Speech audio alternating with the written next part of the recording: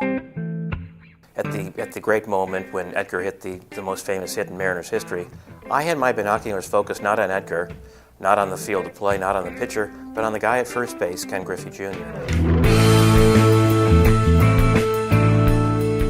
What happened was I had lost my glasses during the chaos of the game where they lost in the playoffs to the Yankee Stadium in the '95 playoffs, and so I had only binoculars.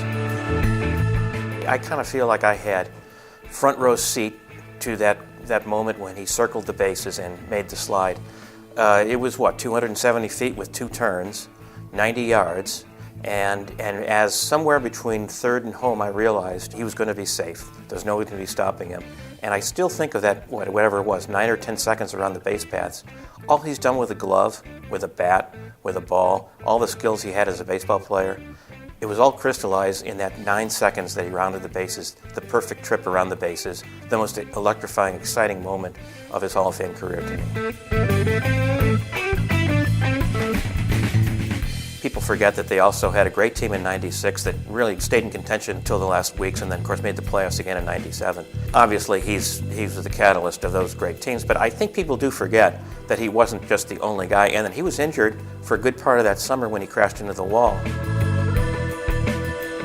I think of all the people that basically had, for lack of a better word, a divorce from the Mariners, his was the one that could have been really the most contentious.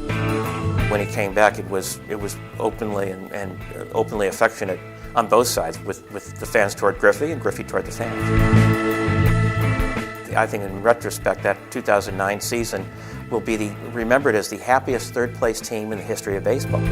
No, obviously this was not the Hall of Fame Ken Griffey Jr. we were watching. It was a 39-year-old Ken Griffey Jr. we were watching. The axiom is you can't go home again. Maybe you can't go home again for that second season.